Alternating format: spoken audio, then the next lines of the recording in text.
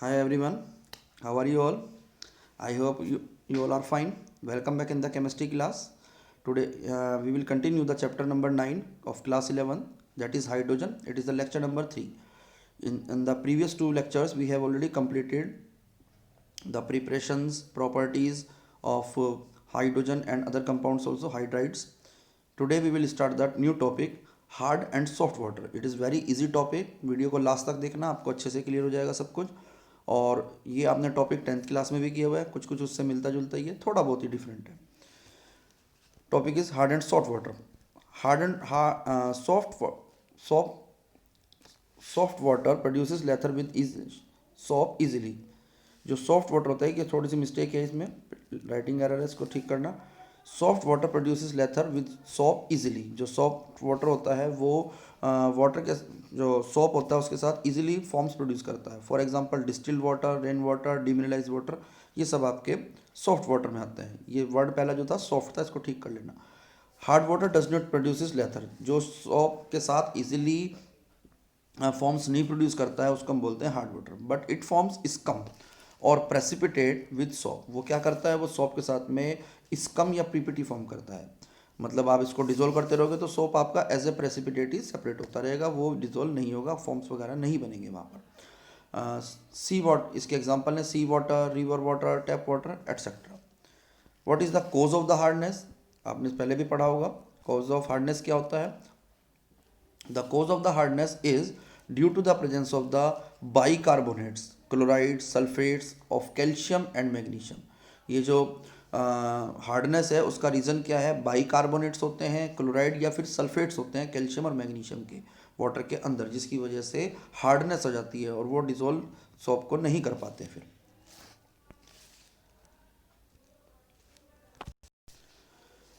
Water free from the salts is known as the soft water. जो भी water में इन इस तरह के आयंस नहीं प्रेजेंट होंगे तो वो आपका क्या कहलाता है? Soft water.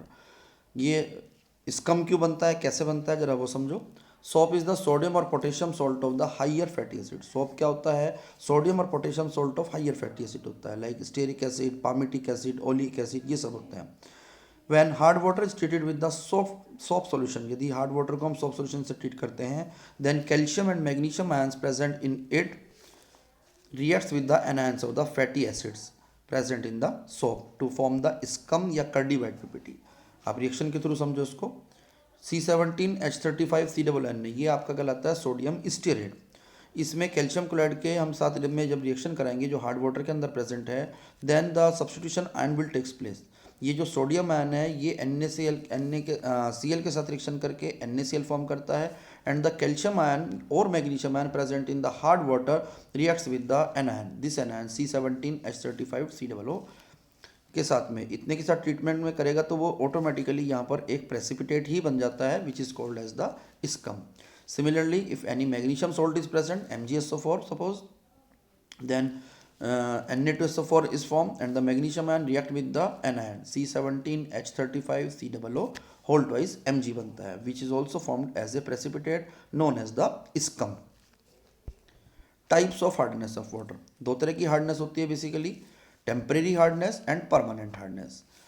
It is due to the presence of the soluble bicarbonates of the calcium and magnesium. जो टेम्परेरी हार्डनेस होती है वो किस वजह से होती है? सोल्युबल कार्बोनेट्स ऑफ कैल्शियम और मैग्नीशियम की वजह से होती है. जबकि जो परमानेंट हार्डनेस होती है, it is due to the presence of chloride and sulphates of the calcium and magnesium. Calcium और मैग्नीशियम के क्लोराइड या सल्फेट की वजह से होती है. Number 2, it can be removed by the boiling, therefore it is called as a temporary hardness. Temporary hardness को temporary की बोलते हैं because it can be removed by boiling. Simple boiling कर दो वो रिमूव हो जाती है.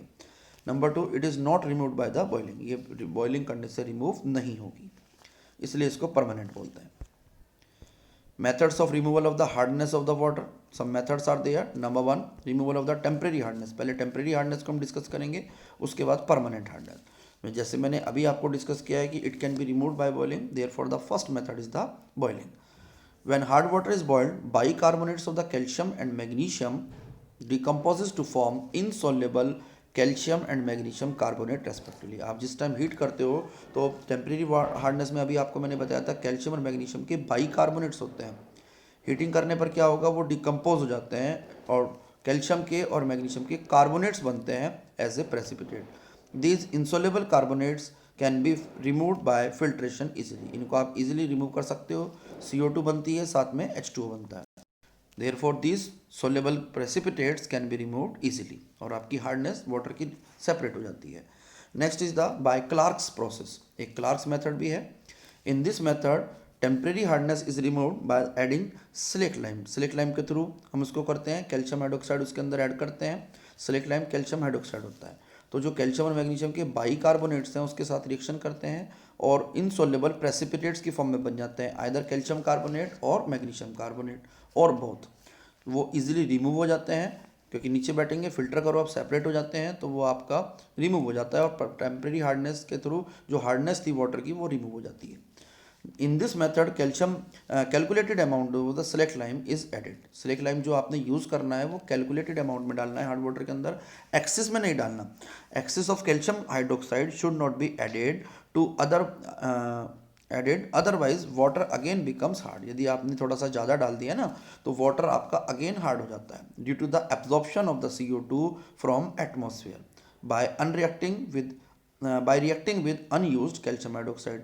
जो आपका कैल्शियम हाइड्रोक्साइड था, सेलेक्ट लाइम था, बचेगा यदि आपने एक्सेस में यूज़ किया है, तो वो एटमॉस्फेरिक CO2 को रिएक्शन करके फिर दोबारा से बाइकार्बोनेट बना देता है। इसलिए आपको लाइम का या सेलेक्ट लाइम का बहुत लिमिटेड अमाउंट यूज़ करना है, ज़्यादा अमाउंट नहीं यूज़ करना है। ज़्यादा यूज़ करोगे तो फिर वो आपका दोबारा से हार्ड हो जाता है। Next is the removal of the permanent hardness. इसके भी कुछ मेथड्स हैं, जैसे नंबर 1 है by adding washing soda. Washing soda आप as you all know it is the sodium carbonate .10H2O। वो क्रिस्टलाइन फॉर्म होती है, बस हम इसको Na2CO3 से ट्रीट करेंगे। इन this method hard water is treated with the calculated amount of the washing soda. Then chlorides and sulfates of the calcium and magnesium present in the hard water get precipitated as insoluble calcium and magnesium carbonates। तो calcium और magnesium के insoluble carbonates बन जाते हैं which can be easily filtered of. जो calcium carbonate या magnesium carbonate बनता है वो आराम से डिसोल्व हो जाता है, सॉरी इनसोल्युबल होता है, आराम से फिल्टर हो जाता है, दस वाटर बिकम सॉफ्ट। तो जो वाटर है आपका वो सॉफ्ट हो जाता है। जैसे CaCl2 है प्लस Na2CO3 के साथ रिएक्शन होगी तो आपका बनेगा कैल्शियम कार्बोनेट साथ में NaCl। रिएक्शन बहुत इजी है, आप एक बार पढ़ोगे इजीली याद हो जाएंगी।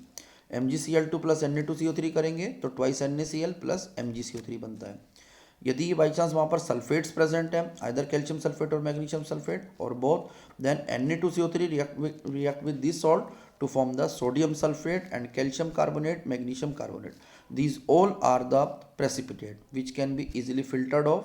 आराम से आप इनको फिल्टर कर सकते हो, ये नीचे बैठ जाते हैं। इनकी सबसे बड़ी खास बात ये होती है वेट में हैवी होते हैं, therefore you can easily remove these salts and the water becomes soft।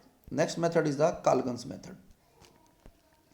In this method, sodium hexametaphosphate is used, which is commercially known as the Kalgan। एक कंपाउंड हम यूज करते हैं यहाँ पर, that is the sodium hexametaphosphate. नया सा नाम है, जरा याद करना पड़ेगा आपको। Which is commercially known as the Calgon is added to the water. Calgon का मतलब होता है बेसिकली कैल्शियम को, जिसमें ऐसा कोई सब्सटेंस आप मिलाओ जो कैल्शियम को हटाने में रिमूव करता है, that is known as the Calgon. Then the soluble complexes of the calcium and magnesium are formed। The complexes of the calcium and magnesium and do not form any precipitate with soap, hence it produces lather with the soap solution। Basically ये complex बन जाते हैं calcium या magnesium के, लेकिन वो किसी भी तरह से सोप के साथ प्रेसिपिटेट नहीं बनाते, तो आपका जो वाटर हो जाता है वो आपका सॉफ्ट ही हो जाता है। ये जो कंपाउंड हमने ऊपर यूज़ किया था सोडियम हेक्सामेटाफॉस्फेट, इसका फॉर्मूला होता है Na6P6O18। तो आपको इसके मेटल के क्लोराइड या सल्फेट के साथ जिस टाइम आप रिएक्शन करोगे तो NaCl और Na2SO4 तो बनेंगे ही बनेंगे, साथ में आपका एक मेटल का कॉम्प्लेक्स सॉल्ट भी बनता है Na2M2PO3 6। ठीक है ना, ये आपका इनसोल्युबल प्रेसिपिटेट है और कॉम्प्लेक्स है। ये आपका सोलेबल प्रेसिपिटेट है, ये इजीली सेपरेट तो नहीं होगा, लेकिन किसी भी तरह से सोप के साथ रिएक्शन नहीं करेगा, क्योंकि कॉम्प्लेक्स आयन जो होता है वो डिसोशिएट नहीं होता। और M का मतलब है यहाँ पर कैल्शियम या magnesium ions. Ion exchange method, these are the two types। Number 1 inorganic ion exchange method and organic ion exchange method. दो मेथड्स होते हैं यहाँ पर, एक इनऑर्गेनिक वाला एक ऑर्गेनिक वाला। इनऑर्गेनिक वाले में क्या करते हैं, this method is also called as the zeolite method या परम्यूटेड, क्योंकि इस मेथड में ना हम जियोलाइट या परम्यूटेड को ही ऐड करते हैं। Basically zeolite is sodium hydrated sodium और एल्यूमिनियम सिलिकेट, उसको हम जियोलाइट बोलते हैं। इसको रिप्रेजेंट करते हैं NaAlSiO4 which is called zeolite और permutit. For the convenience zeolite can be represented as the sodium zeolite होता है, तो हम इसको Na भी लिख सकते हैं। It is a water softener and when added to the hard water था ये वर्ड, इसको करेक्ट करना। Then the cation exchange reaction will takes place and the water becomes soft, तो वाटर आपका बिल्कुल सॉफ्ट हो जाता है। अब जैसे NaZ है, कैल्शियम क्लोराइड से हम रिएक्शन करेंगे तो क्या बन जाएगा, कैल्शियम जियोलाइट CaZ एंड साथ में ट्वाइस ऑफ NaCl। सिमिलरली जब इसके साथ रिएक्शन करेंगे तो MgZ बनेगा ट्वाइस NaCl। सिमिलरली जब आप सल्फेट से रिएक्शन कराओगे तो आपके सोडियम सल्फेट बनते हैं, साथ में कैल्शियम जियोलाइट या मैग्नीशियम जियोलाइट बनता है। ये सब आपके कैल्शियम या मैग्नीशियम जियोलाइट प्रेसिपिटेट की फॉर्म में होते हैं, दे कैन ईजिली रिमूव्ड। ये फिल्टर करने की जरूरत है बस आपको, ये नीचे बैठ जाते हैं as a precipitate, you can easily filtered off the substances. Next topic is regeneration of the permutit. After some time when all the sodium zeolite is used, then it is regenerated by adding 10% sodium solution of sodium chloride। आपने क्या करना है, इसमें sodium chloride का solution add करना है, तो उसके बाद ये आपका सेपरेट हो जाता है। इसमें एक छोटी सी मिस्टेक भी है, यहाँ पर एरो लगा लेना बीच में, रिएक्शन में एरो लगाना रह गया। MZ2 कोई भी आपका जो भी आपका ऊपर बना हुआ है MZ कह सकते हो उसको, तो Na2Z बन जाता है। ये बेसिकली ना दो जगह रिएक्शन है, कहीं पर तो MZ2 से कर रखा है, कहीं पर MZ से। M मतलब होता है कैल्शियम या मैग्नीशियम, उसके साथ जब आप NaCl की रिएक्शन कराओगे तो ये Na2Z बनता है, साथ में बन जाता है MCl2 मेटल का क्लोराइड। तो ये जो सोडियम जियोलाइट आपका खर्च हुआ था ये आपका एज इट इज दोबारा बन जाता है। इसी रिएक्शन को आप मेटल जियोलाइट के साथ भी लिख सकते हो, MZ प्लस NaCl, ठीक है ना। तो 2 लेना पड़ेगा यहाँ पर आपको, ये आपका बन जाता है फिर Na2Z और मेटल का क्लोराइड MCl2, ठीक है जी। ये MZ2 नहीं है, इसको भी करेक्ट करना, MZ होना चाहिए। Advantages of the zeolite method, it is an efficient process. एक तो एफिशिएंट प्रोसेस होता है, this is very cheap process since during the process only sodium chloride is consumed which is very cheap. Reaction के during जो होता है NaCl हम use करते हैं, वो सिर्फ वही खर्च होता है, वो हमारा बहुत सस्ता होता है। It can be use to remove both temporary and permanent hardness, ये भी एक बहुत बड़ा बेनिफिट है कि सस्ता तो है ही है प्रोसेस, और ये आप परमानेंट या टेम्परेरी किसी भी तरह की हार्डनेस इससे रिमूव कर सकते हो। Organic ion exchanger method for the synthetic और सिंथेटिक रेजिन मेथड, और ये 4 नहीं है, और करना इसको। This method is very efficient then the zeolite method, zeolite method से भी बहुत ज़्यादा एफिशिएंट होता है। Water is soften by using cation exchange resin with the which contain large organic molecule containing the SO3H group, large organic group होगा उसके अंदर, साथ में SO3H होता है, and water soluble. R, this is the R SO3H group, ये ARE नहीं है, R है, R SO3H is change to the RNA group. R SO3H को हम RNA में चेंज कर लेते हैं by treating it with the NaCl। These resin exchange calcium and the magnesium ions, जो रेजिन बनते हैं वो कैल्शियम और मैग्नीशियम आयन के साथ रिएक्ट करते हैं present in the hard water with the sodium ion to make it soft. जैसे आप देखो रिएक्शन में आपको दिखेगा RNA रिएक्ट करता है कोई भी मेटल आयन के साथ में, तो R2M बन जाता है और सोडियम आयन आपका अलग हो जाता है। तो ये जो R2M है ये एज ए प्रेसिपिटेट होता है which can be easily remove. This resin can be regenerated bye the treating regenerated, sorry ये वर्ड गलत है यहाँ पर, इसको भी ठीक करना। This resin can be regenerated by treating it with the aqueous NaCl, ये जो आपका रेजिन होता है इसको रीजनरेट कर सकते हैं हम by the treating with NaCl।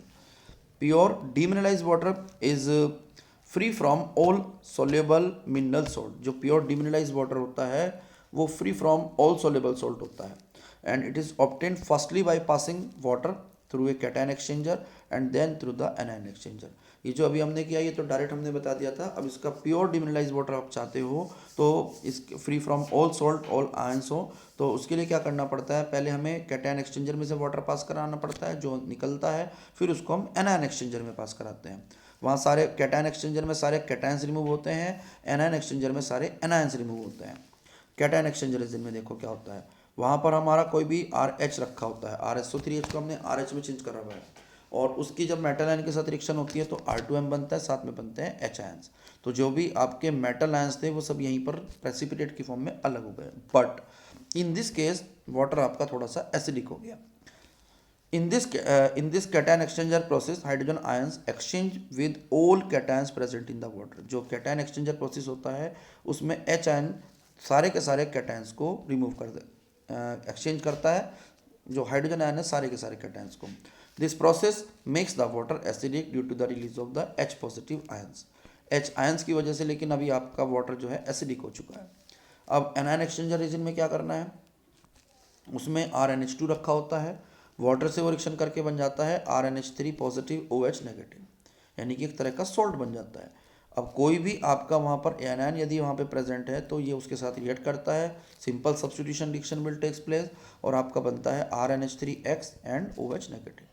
इन दिस anion exchange process, this is the anion exchange process, OH ion exchange all the anions present in the water। This process न्यूट्रलाइजेज the H ion that makes the water neutral. इसमें देखो यहाँ पर reaction में OH ion आपको दिख रहे होंगे, पहले वाले में आपके H आयन बने थे, कैटायन एक्सचेंजर में से जब हमने रिमूव किया था, जब ये दोनों आपस में मीट करेंगे therefore they will neutralize each other to form the H2, water becomes neutral.